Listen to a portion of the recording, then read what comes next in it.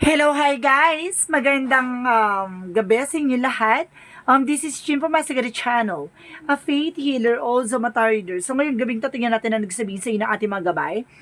This is a special gabay for the month of November 6 hanggang November 15 for the sign of Leo. So Leo, welcome to my channel. Ano kayang messages, advices, at spirit guides ang ating masasagap for today's video?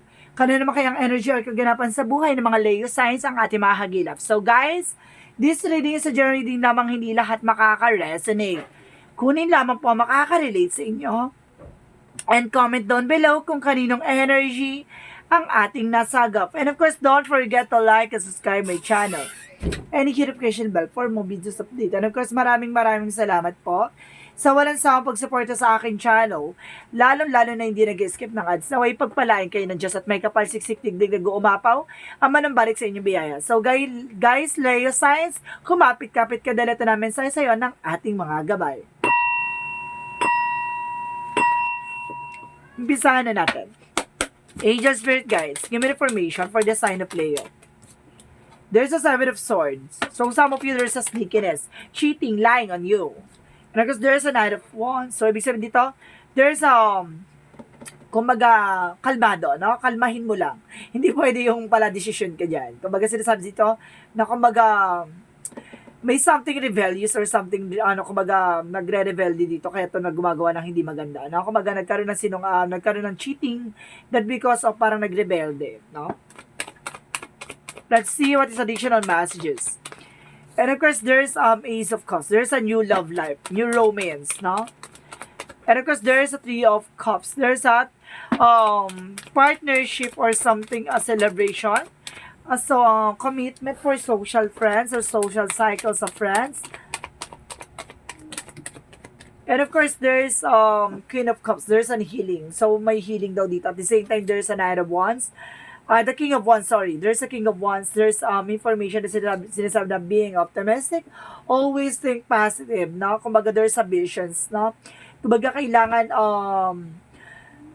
lagi mo titignan yung better of both side of situation in a good way, no? And let's see what is additional messages. There's an Eight of Cups, no?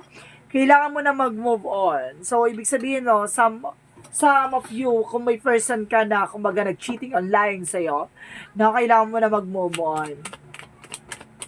Let go. Now, what is the Knight of Wands? There's a Page of Wands. There's a good news. May magandang balita daw dito, no? And what is the Ace of Cups? And of course, there's a Ten of Swords. So, ibig sabihin dito, guys, kumbaga nagkaroon talaga ng backstabbing pagdating sa buhay pag-ibig, no? Nagkaroon na talaga ng deep wounds or collapse or something, exhaustion or betrayal. And because there's sinasabi na justice, kumbaga, there's a third party, kumbaga, justice will serve. Kumbaga, may karma dito. What is the Queen of Cups? Because there's a Knight of Wands. There's a final push or something na, kumbaga, sinusubukan na pananampalataya mo dito. And of course, don't you worry, magkakaroon ng healing. So, what is the King of Wands? What is the King of Wands? There's a Ten of Cups. There's a happiness. Kumbaga, nakita mo na ito na magiging masaya at maligaya ka na, no? So, what is the Seven of Swords? And of course, the Eight of Cups. There's a Six of Swords. Transition, no? Kumbaga, makakaalis ka na sa bangungot ng nakaraan. Makaka-move on ka na.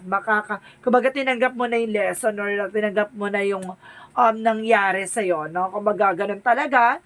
May mga tao talagang pag niloko ka, kapag talaga ang taong kumbaga gumawa ng hindi maganda, talagang binutray ka, talagang kailangan mo na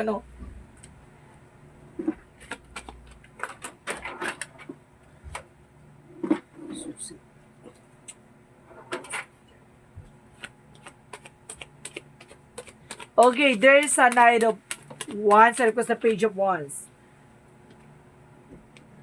And of course, there is a Tower moment. There is a sudden changes. So, may sudden changes daw dito, ha? May pagbabago, no? So, may pagbabago mangyayari dito. So, marami ka madidiscover. Oh my God.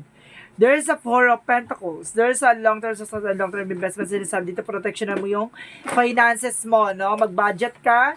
And of course, there is a long-term security. So, sinasabi dito, kumbaga pagdating sa negosyo no, or trabaho, kumbaga sa pagdating sa finances, isave mo raw yan. No? Magkaroon ka ng solid foundation or solid investment. And of course, there is a page of cups. Listen to your intuition and listen to your gut feelings. No? Lagi ka makikinig sa iyong nararamdaman. Lagi ka makikinig sa panaginip or intuitions mo. And of course, sinasabi sa'yo dito, panatiliing kalmado. There's a justice will serve. Kumbaga, there's a good karma coming in for you. May karma daw, no?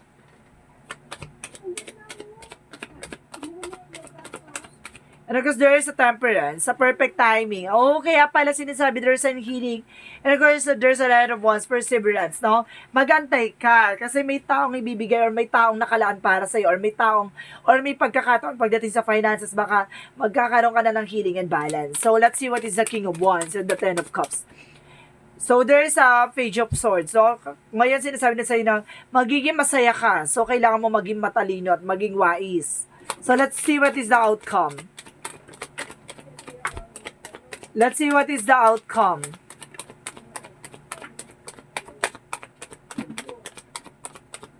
Ang outcome is the Emperor. Be mature enough and being grounded, no? Kumbaga, there's a masculine energy din dito. And of course, there is a Queen of Pentacles, being practical, and of course, nurturing, and of course, generous, no? And of course, there is the Hangman in reverse. Ibig sabihin dito, nakakaramdam ka ng delays or something na cancellations or pagbagal ng takbo ng isang bagay, no? Kumbaga, sinasabi na umiwas ka sa mga bagay-bagay or sacrifices na alam mong walang benefits, no? And of course, there is an Eight of Swords. Kailangan mong kumawala sa mga negativities. Kasi there is a lot of toxicities around you. No? Kumbaga, baka nagkaroon ng betrayal dahil dito sa friends mo. Maaaring friends mo yung kaharutan or kalandian na person mo or something. No? Kumbaga, nagdulot ng betrayal. So, let's see what is Archangel Michael messages for you. What is Archangel Michael messages for you? The person that you're asking is about trustworthy. So, ibig sabihin ng taong kinakausap mo ay maaaring pagkakatiwalaan. Of course, your children are watched over by angels. So, yung mga anak mo raw, no? Ginagabayan raw ng ating mga anghel. And of course, you're on the right path. Nasa tamang direction ka. So, let's see what is the Love Oracle card.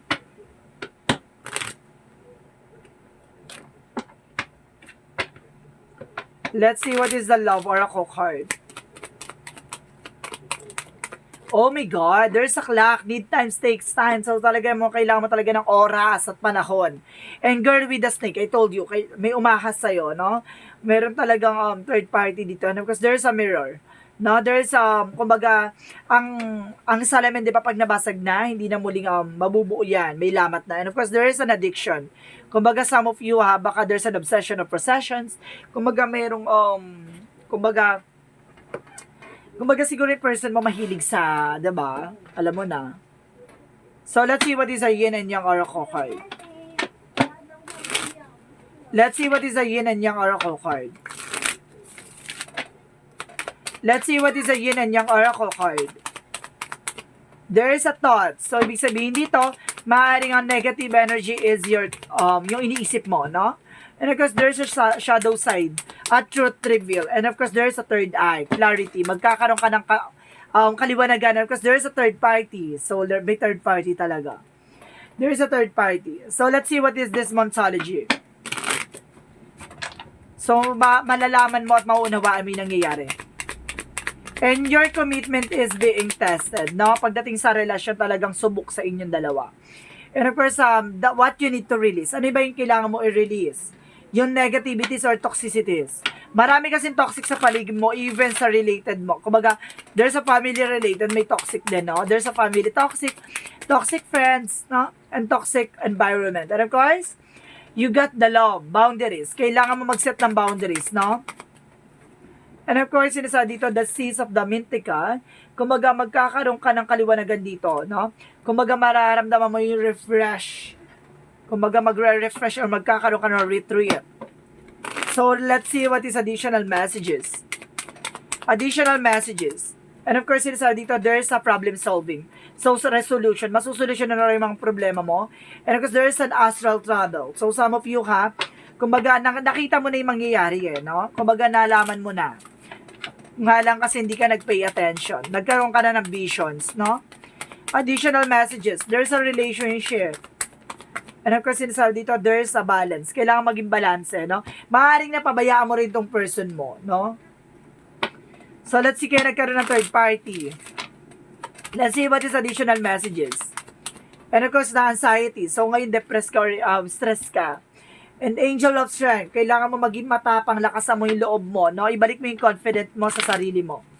So, let's see what is additional chakra messages. Chakra messages. There's an instinct. May kaba ka na may naramdaman ka na Nga lang hindi ka na nakinig sa gut feeling mo, no? There's an women instinct or men instinct, so hindi ka na nakinig. Enlightenment. Ngayon magkakaroon ka ng kaliwanagan. And of course, there's an impartiality. Maging balanse ka na, no? Para sa sarili mo at para sa relasyon. Kasi kumbaga nagkaroon kasi ng imbalance. Kaya ganon, no? Kumbaga baka napabaya ka rin sa asawa mo, sa relasyon mo, no? And because there's a freedom. So magkakaroon ka na ng kalayaan. Kalayaan para pumili at kalayaan para, 'di ba? Bumangon. And of course, there's a nutrition. Some of you, kailangan mo ng mga masusustansyang pagkain. And of course, there's an energy healing. So, kailangan mo talaga ng healing session, no? Maaring ginagawan ka pa ng black magic involved ng naging kaharutan ng person mo. What is Archangel Raphael? Relationships. It's all about relationship. Relationship and relationship.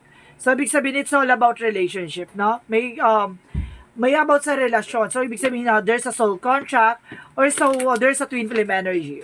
What is the Jesus loving quotes? Baka maaaring kasal kayo, ha? Sinasabi dito ng ating mga Panginoon, knock and shall be open to you. No, kumakatok na si Jesus, pagbuksan mo daw.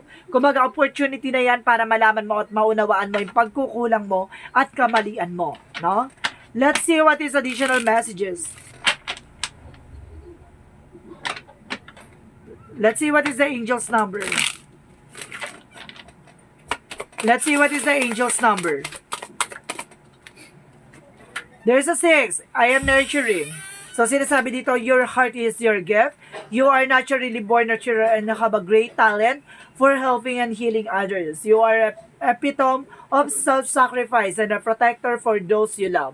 So, ibig sabihin, kumbaga, meron ka rin kakaya namang gamot. Maaaring may mga bagay lang na hindi mo pa nalalaman. Maaaring kailangan mo ng kumbaga magkaroon ng inner clarity. And of course, kailangan mo mag-meditate, no?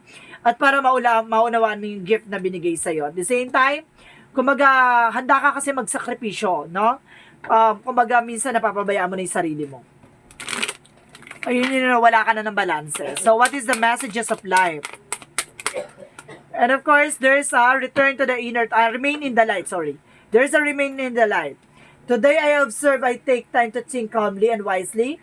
I go forward with a complete confidence, knowing I will succeed. No matter what happened, today I will remain in the light. I will maintain my faith and my equilibrium in this way. I nurture my soul and become a strong and steady representative of the light. So, ibig sabihin dito, handa ka nang makita ang kaliwanagan. Handa ka nang makita ang kadiliman. Kumaga, hindi ka natakot pumunta sa dilim kasi ikaw magsisilbing liwanag at handa ka na maunawaan kung ano man ang nangyari from the past. Kumaga, kung sino ang traidor at sino ang naging ahas at sino ang naging taksil sa mga bagay-bagay. No? Kumaga gusto mo nang malaman lahat-lahat. So, this is special gabay for the month of November 6 hanggang November 15 for the sign of Leo. Maraming salamat sa iyo, Leo signs. And this reading is a general reading lamang, hindi lahat makaka-resonate. Kunin lamang po makaka-relate sa inyo. Comment down below kung kaninong energy ang ating nasagap. Maraming salamat guys sa mga walang sawang pagsuporta sa aking channel. Lalong-lalo na hindi nag-skip ng ads. Naway pagpalain kayo na Diyos at may kapal.